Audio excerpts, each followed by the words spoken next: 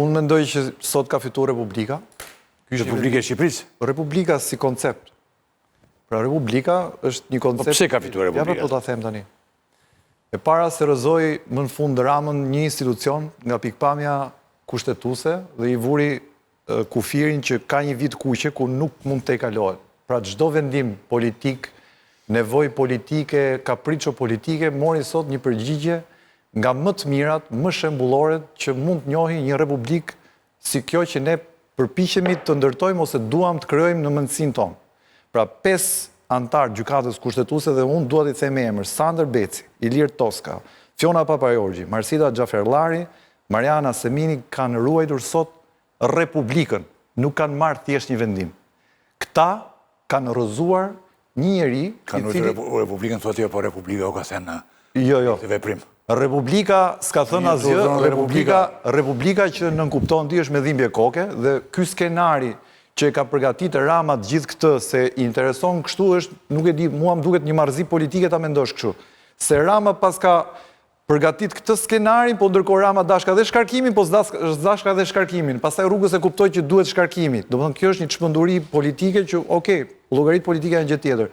Kur është shkruar kushtetuta, nuk ka pas njëri kur parasysh që do vi një moment i tillë juridik, ligjor, ose ngërç, ose përplasje politike, a interesash, që do vi Erion Veliaj në një rrethan tillë dhe kushtetuta është shkruar se do i përgjigjet këtij rastit. Kushtetuta shkruhet për gjitha rastet dhe nuk ka parasysh emrat. Dhe në këtë rast, gjykata kushtetuese ka marrë një vendim super korrekt në mënyrë eksplicite për t'i dhënë kuptim institucional vetes saj një dhe Republikës 2. Në këtë rast ka dalë shumë keq. Në këtë rast ka dalë shumë keq për shpëtimin e Republikës. Në këtë rast ta mbaroj. E tha, e the kjo ide. Ka fituar Republika, ka fituar ligji. Po kam dy elementë tjerë se ka futur presidenti i Republikës në një situatë shumë të vështirë kushtetuese. Pra presidenti është përdorur nga kryeministri në mënyrën më skandaloze në këtë rast. E para, e dyta, rasti është trajtuar, është përpjekur të... Momentin tua ka fituar Republika, ka humbur Edi Rama dhe presidenti. Po patjetër. Po Republika kush është? Çështja është kjo se nuk e thon shpesh se ngatrohen çështjet politike. Kryeministri ka përdorur një mënyrë, një taktik për ta kanalizuar çështjen në sensin administrativ, duke adresuar në gjykatë administrative. Ndërkohë ne kemi patur gjithë kohës një përballje me kushtetutën në këtë rast. Pra fakti, ngjarja, kazusi, pra jo Erion Veliaj, kazusi dhe kushtetuta. Nuk e kemi pas gjykatë administrative siç e kërkonte dhe shqiptari i presidentit. Shiko. Unë kisha para pak ditësh këtu, Blendi Fevziun dhe ai bëri një ndryrje shumë interesante. Ne kemi një prokurori të posaçme. Deri këtu okay. Pastaj kemi një gjykatë të posaçme. Kjo nuk ka shumë kuptim, ë? Gjykatë e posaçme, se gjykatë duhet vetë gjykatë, si të gjithë. Po, prokuroria e posaçme dakord sepse po merret me probleme të caktuara që kanë një kohë e të gjitha dhe quhet prokuroria e posaçme që merret me këto. Por në këtë suazë, në këtë plan i dashur Dynjaja, kemi një problem shumë të thjeshtë. Gjykata speciale, kjo prokuroria speciale, SPAK-u, është një element i ri. Dhe në këtë pikpamje ai edhe të arreston. Ka bërë, vetëm Saliu ka shpërë nga këtë moment, të tjerët në përburdhje. Isha unë pardje në takime një tjetër, të burgosur, Kokën, dhe me thënë a ishë në burg. Biletot ka mbaruar dhe dënimin. Po nuk afekton procesi penal i prokurorisë dhe gjykatës? Afekton sa shkeme të... Ky është institucion që është ngritur për të kryer këto punë. Këta e kanë ngritur vetë. Tani kur u bien kokë vetë, dalin gjithë persekutuar politik. Këtu është problemi. Dhe ky është një problem shumë i rëndësishëm. Kur ju bien kokë mbrapa kokës, ky që SPAK-un e ke krijuar tani mbahet përsipër. Mos e krijonje. Nuk ka lidhje SPAK. Për mua për shembull, për mua ka një problem tjetër. Që kështu po të ishte kështu rregulloja Amerika Latine brenda një kohe shumë shkurtër. Po krijonje 6 SPAK dhe rregullonje. 6 vende. Por problemi është zotri që ai do vej në punë dhe ti do respektosh. I ke dhënë në dorë, ja ke dhënë në dorë mo. I ke dhënë mundsinë. Nuk do vej në punë fare. Ky Erion Veliaj vlla, qofse do ta gjykojnë politikisht, letria atje në kokër të burgut dhe po hetohet dhe do gjykohet për ato që ka bërë. Kjo është histori komplet tjetër. Se tani po i bëjmë llaç gjithë si sallat. Ashtu. Erion Veliaj ka hesabet e veta dhe me SPAK-un dhe me gjykatën speciale. 13, 50 akuza, ato është histori tjetër.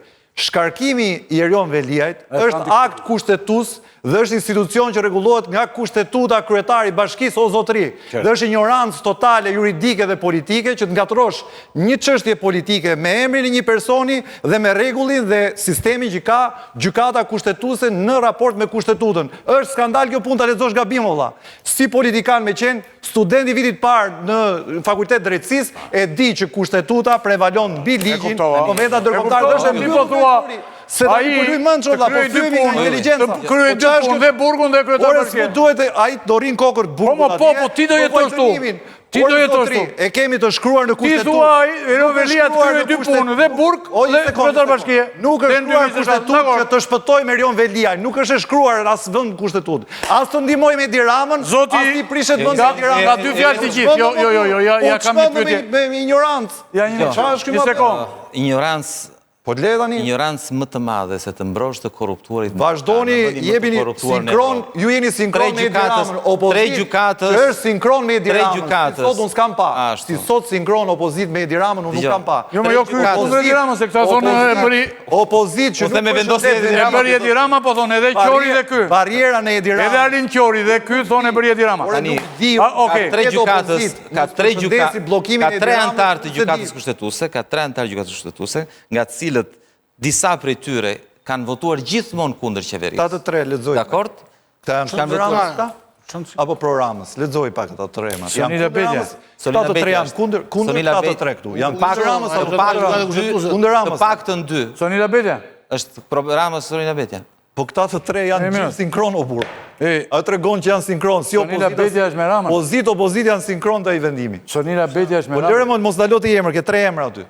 Duke se një folë të zaçën. Po mi për është kryetari i gjykatës. Është kryetari që... Po jo, po nuk ka le tjetë kryetari, dhe tjetë edhe kryetari e Shtetit Bashkuara. Jo, kryetaria para 3 ditësh. Gent Ibrahimin e njoh. Po, në rregull. Është me Dramën. Ky është kundër Ramës apo për Ramës? Si mendon ti? Kot kështu unë gjykoj, unë them Ky profesionalisht. votoi kundër Ramës, domethënë. Pra këta ishin gjithë pro Ramës. Profesionalisht. Dhe ky ishte kundër Ramës. Profesional. Po sikur njëri prej këtyre ishte për 4-4. S'ka me po sa do thosh ti, nuk ka po sikurse, po hym te emrat, nuk dalim. Pyetje e fundit, ju lutem. Agron, të lutem. Digjet kandidatura e Binajt, bie, do me thënë, unë isha duke biseduar edhe sot në jesë që do bënim intervjise të gjithë, jo në 2027 në dakord. Pra, si me ndoni tani, zgjedhjet do të mbeten në 2027 apo mund të benden për para? Shkurt, se cili dhe ne do vjojmë të jemi në studio përsëriore.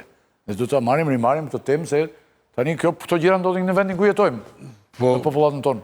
Varet nga procesi si do ishë procesi Veliajt, po qofse procesi Veliajt nuk mbaron për para, nuk ka kohë që të bëjmë zgjedhje, edhe sikur të mbaroj. Do me thënë, do vazhdojmë të drejtohemi nga burgu gjëja? Ne sot kemi një vit e Ky mund të vërë Manastir Liun? Kur do? Nën kryetare dhe t'i bëj punët kjo? Po, mund t'a bëj. Tani... Por mund t'a bëj. Mund t'a bëj? Mund t'a bëj, absolutisht. Po, duhet ta heqë si deputete.